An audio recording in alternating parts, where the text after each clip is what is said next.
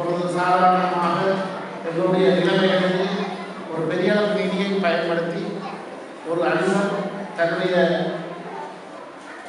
செலவிலே தன்னுடைய மனைவியுடைய பேரில் அது நினைவாக ஒரு மண்டபத்தை கற்றுத்தருகிறார் என்றால் அது கொஞ்சம் கடினமாக முடியும், மற்றவர்களுக்கு கடினமாக முடியும். அதற்காக உண்மையை நாங்கள் அவருடைய கொடை வழங்கி அவருடைய நிதி அரசமையை கட்டாயம் நாங்கள் பாராட்டி அவருடைய நபர்களுக்கு நினைவாக இருந்தாலும் அவர்களுக்கு இந்த கட்டடத்தை வழங்கியவர்கள் இந்த சாதனை நானும் இந்த பாடசாலையில் பழைய மாணவ சங்கமும் பாடசாலை அபிவிருத்தி சங்கமும் இந்த மாணவர்கள் யாரும் அவருக்கு நாங்கள் நன்றி பலரும் அவருடைய நன்றி அறிதலையும் தெரிவித்துக் கொண்டுள்ளோம். உண்மையிலே இந்த மண்டபங்கள் கொண்டாடிய அவருடைய வேலைப்பாடுகள் அது கட்டப்பட்ட முறையில் சொல்லப்பட்டிருந்தாலும் அந்த மண்டபம் உண்மையில் என்ன நோக்கத்திற்காக கட்டப்பட்டிருக்கிறதோ அந்த நோக்கத்தை கட்டாயம் நிறைவு செய்து கொள்ள வேண்டும். உண்மையில் இந்த மாணவர்களுடைய இருக்கிற பிரதானமான பிரச்சனை மாணவர்களுடைய மனக்குழப்பம். அவருடைய அன்றாட வாழ்க்கையில் அல்லது வாழ்க்கையில் அல்லது வகுப்பறையில் அல்லது சூழலில் அல்லது வீட்டில் அவ்வாறு பல இடங்களில் அவர்கள் மாறி மாறி வாழ்கின்ற ஒரு இளம் தலைமை பிள்ளைகளாக அதற்கு குறிப்பாக பெண் பிள்ளைகளாக இருப்பதனால் அவர்களுக்கு மாறுபட்ட உடலில் உடம்பை தேவைகள் கலைகின்றன. ஆகவே அந்த விடயங்களை நிவர்த்தி செய்கின்ற ஒரு இடமாக இந்த பாடசாலை அமைந்திருந்தாலும் அல்லது வீட்டு சூழல் அமைந்திருந்தாலும் ஆனால் ஒரு சில பிள்ளைகளுக்கு உண்மையான மன தளர்வுகள் மன உணர்வுகள் அல்லது ஒரு மன அழுத்தங்கள் என்பவற்றை நீக்குவதற்கான ஒரு இடமாக இந்த தியான மண்டபத்தை நாம் பயன்படுத்திக் கொள்ள வேண்டும். உங்களுக்கு தெரியும், நாங்கள் வேலை செய்கின்ற ஒவ்வொருவருக்கும் தெரியும், எல்லோருக்கும் தெரியும். நான் காலையில் வந்தவுடன் ஒரு மாதிரி எங்களுக்கு பிரசவம் இருக்கு, மாலையில் போகும்போது வேறு வகையான பிரசவம் இருக்கு.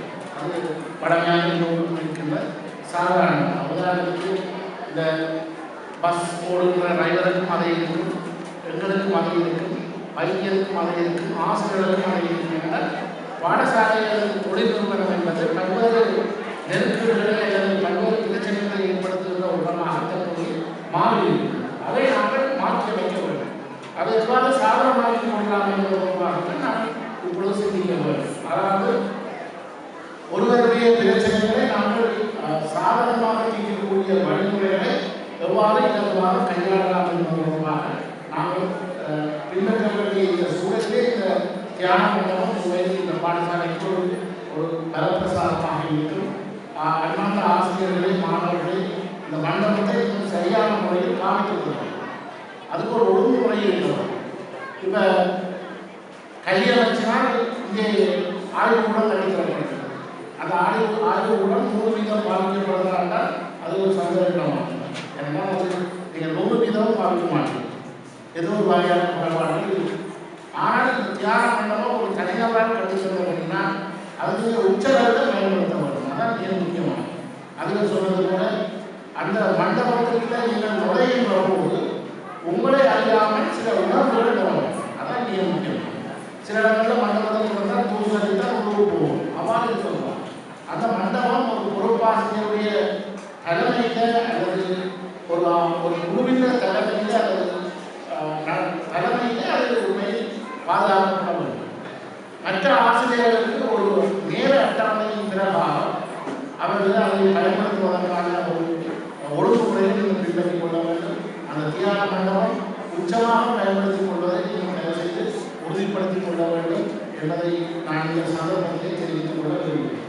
உண்மையிலே மாணவர்கள் தொடர்பாக இப்பொழுது இருக்கின்ற எல்லோரும் உண்மையில் அவர்கள் கிட்டத்தட்ட ஒரு உடனடியாகவும் பாதிப்படைந்திருந்தால் அவர்களுக்கு செய்ய வேண்டிய ஒரு முக்கியமான வழியில் இந்த தியானம் அல்லது யோகா அல்லது வேறு விளையாட்டுகள் அல்லது வேறு கலை நிகழ்வுகள் இவ்வாறு அதை செய்து கொள்ள வேண்டும்.